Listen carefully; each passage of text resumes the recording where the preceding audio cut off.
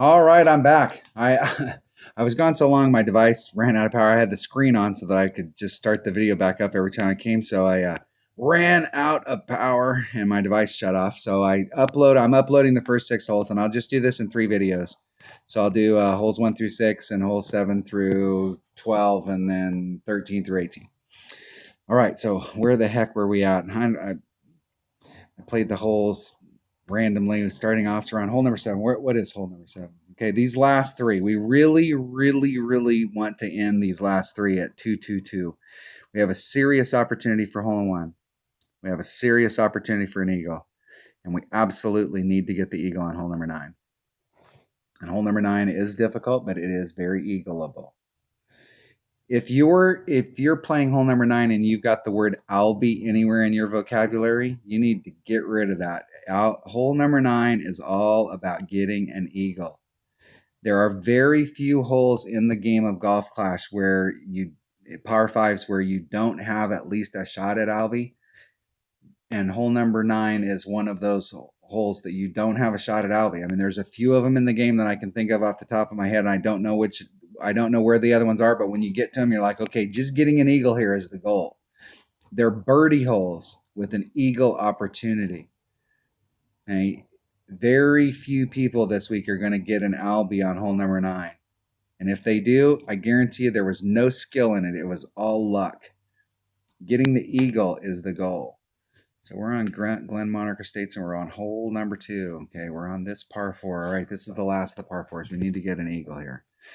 And I'm hitting it straight forward, and we're trying to get as far out into that tip as possible, and we're hitting up against an absolutely pure headwind. So when you look at your ball guide and it comes bouncing in and does its little bounce, if you've got where your ball guide's at, if you've got enough ball guide where it's got a tail, you need to put this spot right here where this bounces at, right at the cup, because it's laying it back. So we definitely want to come in there with a low wind ball, 3-power low wind ball, and I'm going to use a Kingmaker. It's not the king of balls, but it's close. I think the Katana and the Kingmaker were doing something. They were having a little bit too much fun one night, and they produced the Titan. Come on, let's have some fun. All right, I'm going to take an extra mile and a Kingmaker. The Kingmaker. And I'm going to take a Hornet and a Rapier. Depending on if I'm in my Rapier, it's 1.3 per club. If I'm in my Hornet, I'm at minimum club, and I play it at 2.2 per ring. And I'm going to do a minus 10% to the cup. All right, that should be good. That's all I need. All I need. Man, I'm wiped out. I am tired. The Four Horsemen. Vic from the Four Horsemen.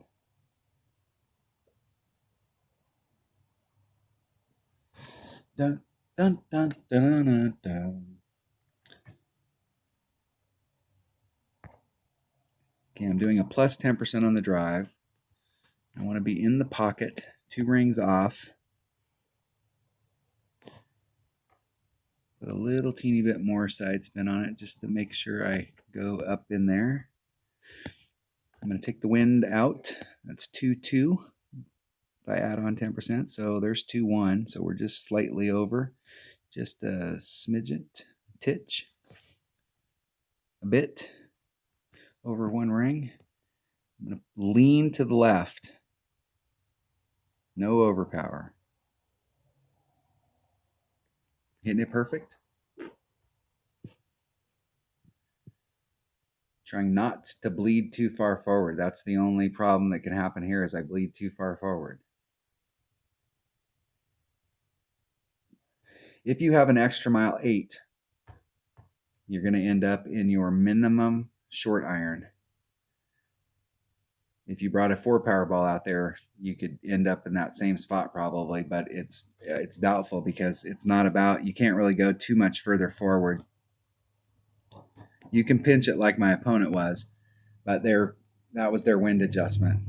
And that was more forward than it was to the right, or left, and that wind was blowing pretty much left to the right. Nice shot, ending up in the area. And that area, they're going to be right on that line. So they're probably going to be in their minimum short iron. That's probably where I'm going to be. Minimum short iron. I'm right up against the red line, and that's right where I want to be.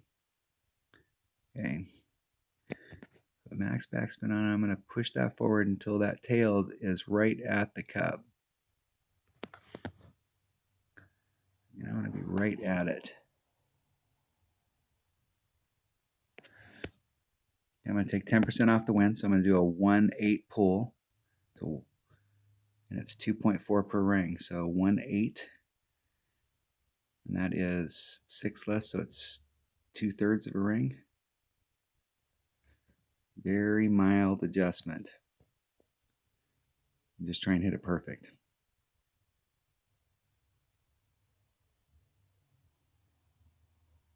Hitting it perfect. In the hole. Woo! That's what I'm talking about. That's it, right there. I still got work to do on the front 9. I still got hole number 9 is the one. You've got to get the eagle on hole number 9. But my goal going in was to put myself in position to get hole-in-ones on all the par 3s, which I've done so far, but I haven't made one. Put myself in position to get albies on the par 5s, which I've done, but I didn't make one. And pick up all 3 of the eagles on the par 4s. And pick up hole number 9. So I still have work to do on the front for the -15. And I still have a hole that's very hole-in-oneable. So far I'm on track. Now if they're at minimum club, that thorn hits, and that was about a ring and 3/4. And so it hits about 2 per ring. So that would be around 4 per ring. With a little bit of an overpull. Close. All right. So far we're on track. Good luck in the tournament. Now let's get this hole-in-one on this hole. I have not hit this hole-in-one all week. I've been right there. And part of the deal is I don't think I've hit it perfect into the hole all week. But there is an issue on this hole. So hole number 8, there is an issue. And hole number 8 is hole number 5. Now here's the issue. With a 0 power ball, if you're doing the rough bump with a sniper, your red line's here. And it doesn't matter what level sniper you got. If you got a lower developed sniper, you're going to have great ball guide. You don't need more than, I'm using 2 1/4 topspin and a 1/4 left-hand side spin. So if your club's got 2 1/4, if you got a sniper, even if it's level, heck, I think level 3, you probably got great ball guide, and you've got three topspin. So you should be able to get that done. I don't think it gets any topspin until around level 3. But you can get that done, and it doesn't matter what level it's at. Its minimum is the same. The maximum's what changes as you get more power. So the minimum's the same, and if you got a 0 power ball, you got a Marlin or whatever 0 power ball you're doing, the red line's only about 3.5 rings back. So we're adding on 10% to the wind. So if the wind was 3.2, we're going to add on 3. So we're going to do 3.5. And so anything bigger than 3.2, we're going to hit the red line. And then we're not going to be able to pull all the wind out. We're going to have to move it to the side to adjust for the side wind. And then we're going to have to kind of short shoot in order to hit the spot. So it can affect, that red line can affect our end trajectory so that we're off target. Now we still may end up, working it out and getting down there, but we're off target. So if the wind, and I'm not exactly sure about, I think it's somewhere in the 3.5 rings, because I had a wind the other day that I had to move out, and it was like 5 rings, and I hit my red line way before I got to 5 rings. It might be 3 rings where you hit your red line. So that means you're going to have, if you had a 2.7 wind, then you're moving 3 rings. So if the wind's, we're going to find out here. So if you have an upper developed sniper, you can immediately change if the wind is over this, whatever this number is going to be, which hopefully we'll be able to figure that out today. Whatever that number is, if the wind's higher than that, So as soon as it's your turn, I'm going to look at that wind, and if the wind's higher than that number, I'm going to bag the rough bump, and I'm going to use my sniper with max backspin. And the max backspin shot, you're hitting over all of this break that's here. So if you hit it to the left, it goes to the right, and if you hit it to the right, it goes to the left, and there's that trough down the middle. I'm going to hit it completely over that, and my next bounce is going to be up here, and I'm going to just read it to the cup. And if I hit it perfect, I'm on the same track. It's just a different way of coming at it. If you don't have a upper developed sniper that has backspin, then you want to have your second bag with a Guardian in it. And you can do that shot with a Guardian, and it won't take max backspin on the Guardian. Well, depending on what level it is. You'll have to work that out. But my plan is that I'm going to stick with my sniper. And if the wind's too high, I'm not even going to, I'm going to work that number out today so I know for the rest of the round and for the weekend round that if I look and I see a 2.7 or a 3.1 or whatever it happens to be, if I see that the wind's higher than that, I'm going to bag it and go for the backspin. That's my plan. So I got a plan A and I got a plan B. And both of them involve my sniper. But my sniper's high enough developed that it has backspin, but just in case, you're going to give me some options here. Just in case, in one bag, I'm going to bring a Guardian. So I'm going to bring my Guardian in my secondary bag just in case. So I've got 73 backspin, and that should be more than enough, and I've got better ball guide. So if I can, I'm going to use my sniper, but if I can't, I'm going to switch and go to my Guardian. I'm going to take this bag first, and I'm going to take a Marlin. And that is the only low wind, zero power ball that I have. I haven't seen any low, zero power, 5 wind, because usually those zero power balls are 0 power, 3 side spin, 5 wind. And I haven't seen any of those in a long time. I mean, usually they come out with them at Christmas. They have the Santa ball. That was the first of those types of balls that ever came out that was 0 power. And usually at Christmas they have some of them, but I don't think they had any of them this Christmas, or I would have bought some. I don't buy a lot of balls. I'm very selective about which ones I buy, and I regret sometimes not having bought some balls. Like I do regret not having bought the 2 power low wind balls that they had out after the Community Cup. And I was going to get a pack of those, but I just totally spaced it off. So they've got a Quasar, which is also 1 wind. Why did it switch? And they didn't change balls. So we got a 2.6 wind. So if I get that same kind of wind, that might work. We're going to see.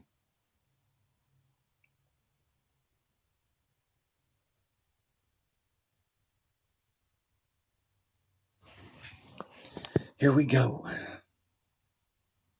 You can do that shot that my opponent did, but you don't have to put quite that much backspin on it where you can get the backspin out so that it runs up and it just terminates at the hole. I got a 2.7 wind. So that's going to be, we're right at what I was talking about. That's 3 rings. So I think I might have just enough. So it's 2 1/4 and 1/4. And then I'm going to dial it up to the hole, and I want it to be in on the left-hand side of the cup. So I'm going to do a 3-ring pull. If I can get the wind lined up. Let's see how much further I could go. I can go 3 rings. So if the wind is higher than 2.8, I'm going to switch to that other shot. Oh, I have not hit a perfect shot going into this cup all week long. I've hit it great every time, and I'm right there. Right there. Hit it perfect. Bam, you're in the hole. Hit it great. Great on the right, it goes to the left. Great on the left, it goes to the right. And I was probably just a titch off trajectory there because when I pulled it back that little bit to see, it kind of moved me. It hit the red line and slid just a little bit. So I was probably off trajectory there. That's why I ended up a little short. But that's great information right there. So with a Marlin ball, you can work out about 3 wind, maybe 3-1 before you hit the red line from that position. And if it's more than that, then I'm going to switch to the backspin shot. So 2.8. I'm going to make a note here. I'm going to write that down. If 2.8 wind or higher, backspin.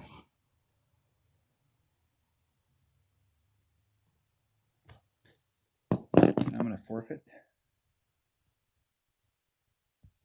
And I'm going to change that to, because I think I could work out, I think there was enough room there that if it's 3.0 or higher, I'm going to bag it. Hold on 1 second. All right. Business call. Had to take that. Where am I at? I'm on hole number 9. Hole number 9. Oh my gosh, hole number 9. Let me go. Do I even want to look at it? Hole number 9. Hole number 3. I'm just going to glance at it. I don't want to think too much about it. All right. This is one shot at a time. It doesn't matter what you think you can do on the second shot if you don't get to the spot where you have a second shot. So it's one shot at a time. And you can do this with a level 6 extra mile. It doesn't, level 6 and above, you can do it with raw distance. It's a raw distance thing. You may be able to do it with lower, but I'm not sure how. If you're lower in raw distance than a level 6, you'll have to put, you can't really put any more topspin on it. That's just the deal. I'm going to hit it with a Titan. I need an extra mile. Where's my bag? Extra mile and a big dog. That's what we're looking for.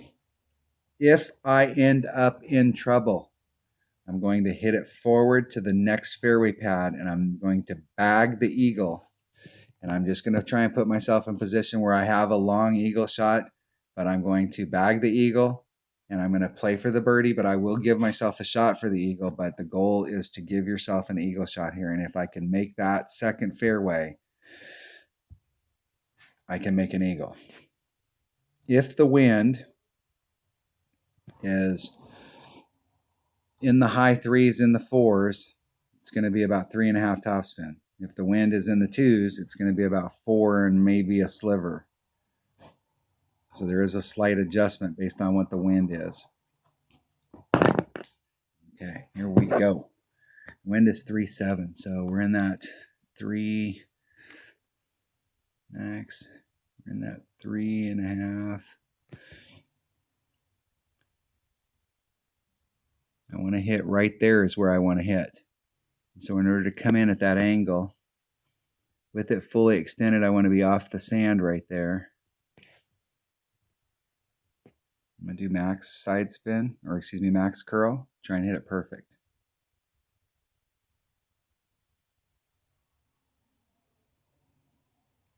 And hit it 2 rings great to the left, and I should be all right on a 2 rings great to the left. I have more room on the left. Just barely made it. I can hit that. I know that I can hit that shot if I aim at that spot up there. I can hit about, and it varies a little if you've got a little bit higher than and that spot is kind of based on the mid 3 wind. If I've got like a 4 wind, I'd move over off that sand a little bit to the left. And if the wind's a little lower in the 2s, then I would move into the sand just a little. And I know that I can hit that about 1 ring great to the right and about 2 rings great to the left in that range right there. And I should be able to clip that fairway. But it's really all about that topspin, because if you get the topspin wrong and you clip here, you're only going to make it about halfway out into that fairway pad, and there's an issue. All right, 3.7.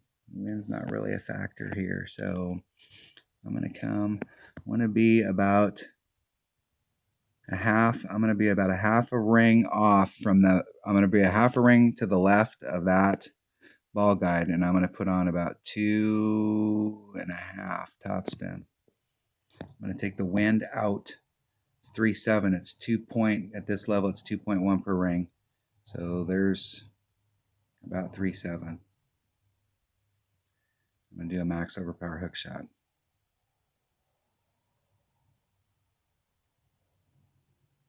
And I got every single bit of that.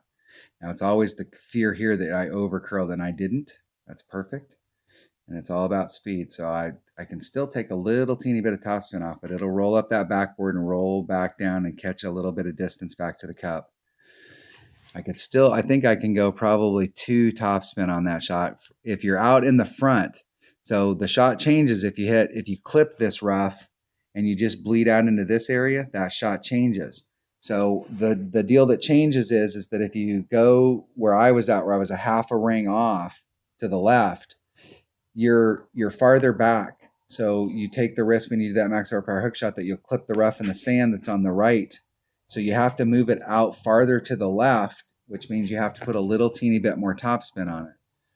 And so it's a real fine deal. And my opponent, hey, that was well played. That was very well played. Good job. And I'm being totally serious, and I hope they take that as I'm being serious. That was well played. You end up in the stuff, hit to the fairway. Don't make this birdie hole a par. Hitting it perfect. Don't turn a very easy birdie hole into a par hole by panicking and trying to be a hero and ending up in the sand here, and now you're screwed.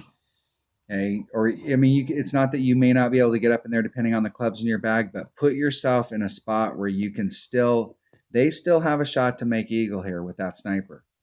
Now they're going to have to put some curl on it, and that lowers the percentage, lowers your chances. And I don't know why they're doing any overpower. So they're not being well played here, but get back into the fairway.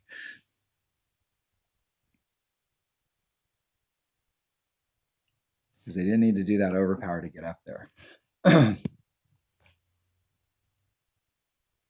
All right. So I met my goals on the front 9. My goal was to put myself in position on every hole to pick up all 3 of the par 4s and to pick up hole number 9. And I got all 3 of the par 4s.